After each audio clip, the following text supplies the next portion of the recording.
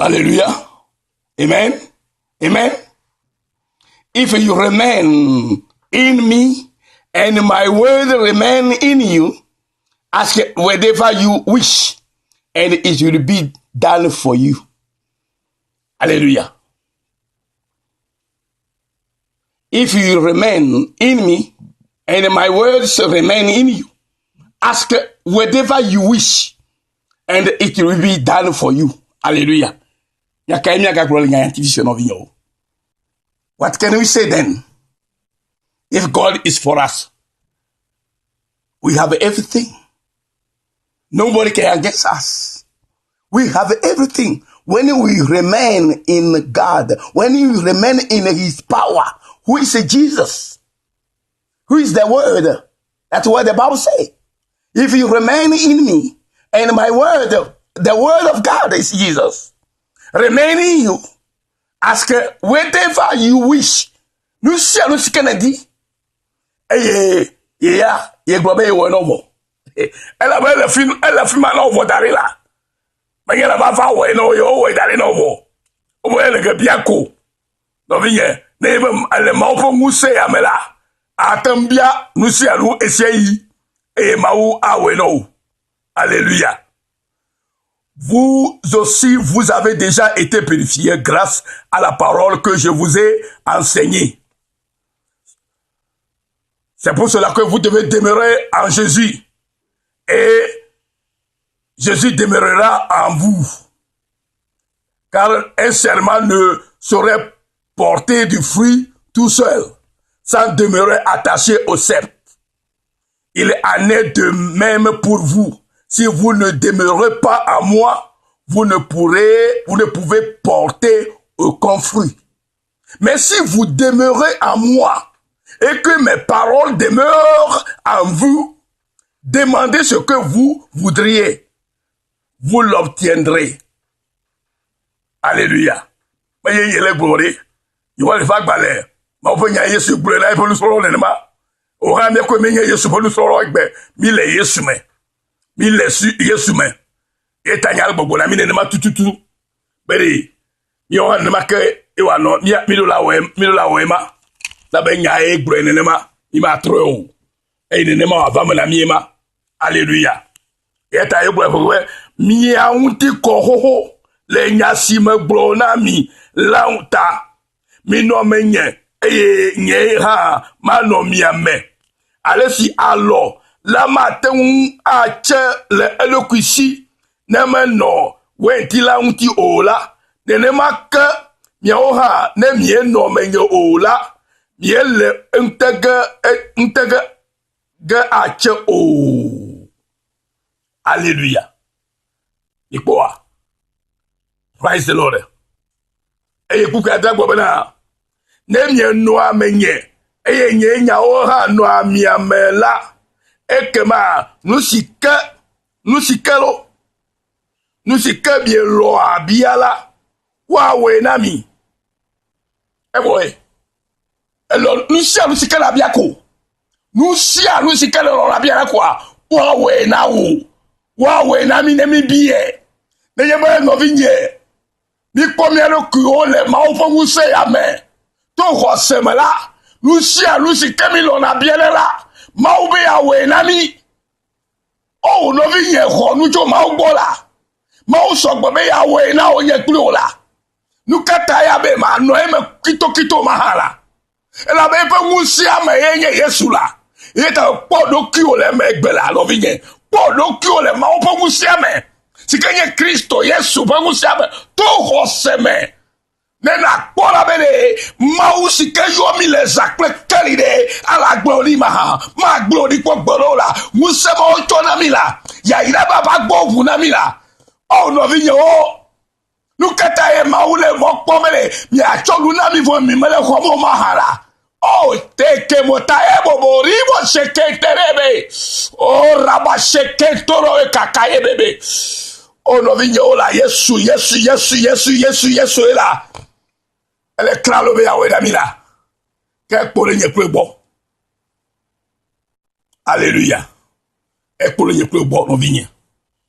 Il m'a dit kobe mi le ma oyon quoi. nous coulons mal le jol mais pas bon wori eh ma u chonya auto ji nyama gbona no vi yo kaka glom la eh ma u dibi ade bo ti ko le glom mais pas gbon la no vi yo bo du kata mi gal me be chi o ma hala nu kata me bo agere mo hala nu kata e agboya fuvo mi bo ma agere mo ma hala podo ki o le ma u fe mu seme egbela to ho seme le e la te ma ho nu sia lu sike o jalo dari no vo ho la le Yesu po kwamela au no vi nye wo po nu gbogbo ko yeho ato dari na mi la no fun kulo po la o bobo ya be o aro ase cho wu zakple keli majujo la no vi nye au ma u lo mi la Maulomi. Etagowe, mianti kohoho, le nyasio bolamilata. Mianti kohoho, le nyasio bolamilata. Déjà, vous êtes purs à cause de la parole que je vous ai annoncée. Demeurez en moi et je demeurerai en vous. Comme le serment ne peut de lui-même porter du fruit, s'il ne demeure attaché au cep. Ainsi vous ne le pouvez non plus, si vous ne demeurez à moi. Si vous demeurez à moi et que mes paroles demeurent en vous, demandez ce que vous voudrez, et cela vous sera accordé. Oh, akpena Yesula. Nous devons remercier le Seigneur sur sang.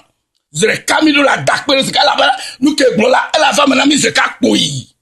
Ne ma ou e ponu ma la beneme bia kola wa tue non la alléluia si vous demeurez à moi ne demeurez si ne abele Yesu amela la be ego be miati ko hoho e le nyasio bola milata na le Yesu me kola ntio ko hoho me gagner nouveau là o et toi ça me jojo et toi ça me kokwele fe kume elle avait ie am no la musekele ya mamela ye konye klonti vo e tane toba e gere me kola e to jame jojo allo nene ma bible agbona mwima nene ma cha ole ma pepe to mele mu ya mo le Kristo vo go be gbaje nouveau la Yesu gbaje nouveau la Yesu nye nouveau la menye nouveau la ko e ko me pe nouveau go yivo be la to jame jojo et déjà vous êtes purs à cause de la parole enyame nono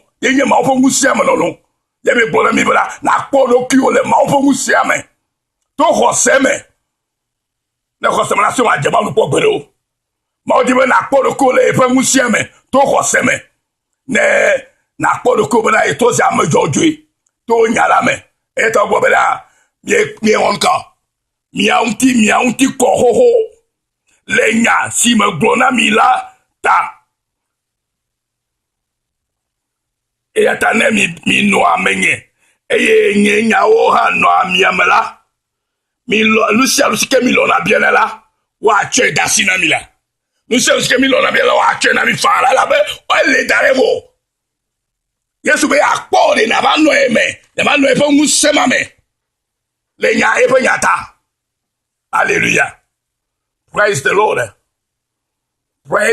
hallelujah tani ne mai medibe na nye egbe ma la be le vivere be mi anya sia o hallelujah kama to go be ma o mo lo unto pe nya muse kata o kenye nya muse la mo lo la be pon kunu le wa gbe me le sike ne leme ta ne pon ku le me gba pon ku le go to ko be ga pon ku le church mo be ga pon ku le assemblée de kemo pon ku le Yesu me pon ku le ma o po muse me to ho se me nena kpora bele Yesu Kristo sike donc bela ye klore ala o luke tutu di ale lo ma ela o efifilaki ela o sa e fi egbegbe nene ma o fonya ire ma o ma nwa me gbure o e ye mi ano ko gbure o re ela ba mele mo e ne le goto la gbagbo bele la gbogbo bele goto na de e na va gere aso na gere me nena trozie to le ku nena kpora bele ne yuele ma tono se kama you ka tolo nuto ya wono no se ka boyi yo abadukunu ma hu onukunu wa nukunu megba nukunu po megbore nkata nukunu majo la ba mo le di kan le oro ko me Alléluia. Français, vous aussi, vous avez été purifiés grâce à la parole que je vous ai enseignée. Vous aussi, vous avez déjà été purifiés grâce à la parole que je vous ai enseignée. Quelle parole? Jésus est la parole.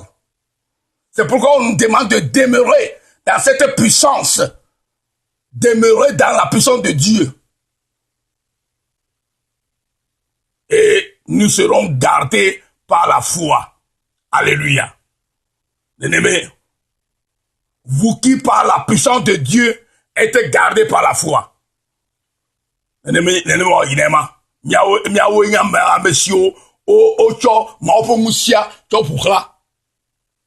Dieu n'a pas de colère, il est mort pour nous maigrir. Il est sous maigrir. Et no bobo bana o ayo bana amekokwi. Et donc mi trozi amemi anti kohoho. Na le Christ ko be anti kobo. Ameke me Christ mo ga ko be igba nyenu vo la o. Ke ko be mele me haro. Na le Christ mo ko anti ko. Ma o nya igbo na nyembe mi anti koho le to nya si ko bona mita. Na ho nya ko anti ko. Et kama to no ma ofo musia me ala ko de ko le ma ofo nka ala ko de ko le ma ofo musia me to khoseme yo okwa mere ko le ma omele. Alléluia. Et gamin ya kakariji akpebe les vivants gere me vo ta azo ya de ko fia ne nous sommes que bien là ya wene godo. Alléluia. Ya no vie me di be mi awu nu leke ya e ma to no bada e ba mi de pour ça mo fa gbaleme. Psalm 18 verset 2 to 4. I love you, Lord, my strength. The Lord is my rock, my fortress, and my deliverer. My God is my rock, in whom I take refuge, my shield and the horn of my salvation. My stronghold, I call to the Lord, who is worthy of praise, and I have been saved from my enemies. I call to the Lord, hallelujah, who is worthy of praise, and I have been saved from my enemies. Psalm 18, 2 to 4, on tourne à l'époque. Je t'aime, ô l'Éternel, ma force. Éternel, mon rocher, ma forteresse, mon libérateur. Mon Dieu, mon rocher, où je trouve un abri. Mon bouclier, la force qui me sauve, ma haute retraite. Je m'écrie, loué soit l'Éternel, et je suis délivré de mes ennemis. Psaume 18, verset 2 à 4. Au non vigno là. Alléluia glomé. Enyo fara me fe nyayo la. Nu tonto Yehova dibe ya wol nye pe va gbeme la. Me gati me gbele mti o la. Ko nya ya o le na no me la to si Yesu mo no la. Na kpo do ko le ma o ngu se me la. To ko se me la. Ko se me e ko ale le. Na gamale so to la assurance lo se me la imele do ko mo. E do le vala e ka Yesu.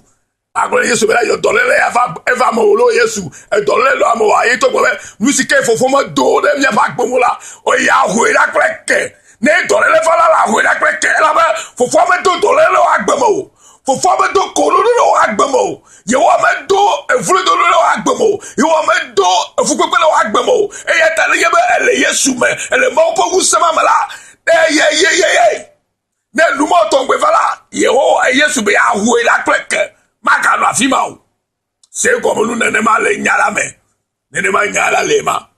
Les Yesu font comme ye yabe maou. Ki ye maou de keme ga sokli ya maou. Et un ennemi le fek beme obe. Eye o a globena ye o a enye nguse. Ye o a nye nguse. Ye me lo anu le gbo o. Alléluia. Me lo ye o a to ye o a nye nguse. Ya la gbo no vinye. Ye o a nye agakpe. Nye mokple nye hona meto mau nye aga si mesi cho eye akpohonu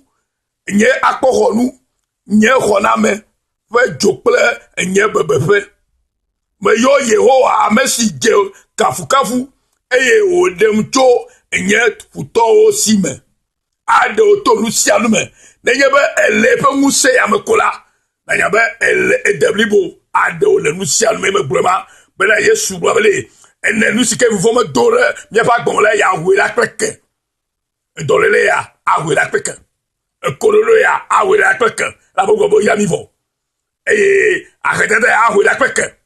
Nous m'a dit mais à la peke. La moto m'a le agbo. Oui allez yesu mo, nous m'a le yesu mo. Na le me kola pour le cul, le m'a pas vous ça là. Nous m'a que ma gâteau le fola o. Ma gâteau que non va kola. Vous le yesu be gava. Et la rue la kaba piam. Les pe vous la ta. Le yesu pour comme. No vigne. Akpe no ben seigneur yao. E me nyaba a won kido. Ne na tozie, ma pas vous se mo là. Na tozie ma pas vous se mo là. Ne la po do ko le Christo men blibo e ne yeba e po do ko le mala ka bon ko se soisi ne bien de ko la immédiatement awla weno hallelujah praise the Lord na globena Yehowa nye muse nye melo anu le egbo Yehowa nye agakpe nye mo ple nye khona meto mau nye aga si mesicho nye akpohonu nye khona me to pe jo pele enye bebe pe aha ebere me yalo obiare me yale Yesu boko abere me ale Yesu mo eta gbo be na nyala gbo be no vinye podo ki o le ma ofo musela me ma ofo musela etozi wo bebe pe na podo ki o le mekola etozi bebe pe no emele ebo ko na bia no se ko be ma we na o ma ha mo ko le fude na me gado gbo ma wala o le church ayinya tefe o le sumo ba to o nya tefe enyo pepe kake eveve to ayi na ko ko le me na doje si be aso ile Yesu me le ma ofo musia me e tete no sia no a ano tefe no ken magano ale na gbesi agbo la bena ela mek e maugama me ti kenye no kata wala enye no kata wala no kala ga hia o eta David la to bobe Yehowa ye kpola nye na leke ma yamu ela ba nyari ifota ma okram ameto akoro etonyo no okram yi na mo na nye jifana mia allo de ma Yehowa di ben ti ba fale no mia mema yeta no vinye je be na nye lekia ma ole ira kakaka ne nya no jijokpo le ma o melekia la ba ewo no kuno na mi ede ole o keto basime ye nya la gbo le puso pa gba la meke esike David to boyana le sike maudi le pe futo kle ye pe yomotila sike nye sol la yo po de blibula ejika fuka na mawu ovinye medibo hala jika fuka yo ha mi do jika fuka na mawu bo siagbe le pe nukunto solo wo na mi esike mi po mi ado ku le ye pe musela me to khosemalata ole ilo kede ke ba be eizarelo mawu ne po tawo na le bono le siome na khonu choigbo eye na dida se choigbo nukundo onti le Yesu pon koma ke no vi na nyabe no vi o siko yo abe Yesu nyoke gba nyo subola pe ma ofo subola Yesu nyo yira ma ololo avoajidula le Kristo mala ye ga cho gbefe nyanyo siadida o na wo efe dola do me na cho akpe dada kwe kafukafu achona ma o Yehowa ye je na bubura le Kristo Yesu pon koma ke ezare bye bye.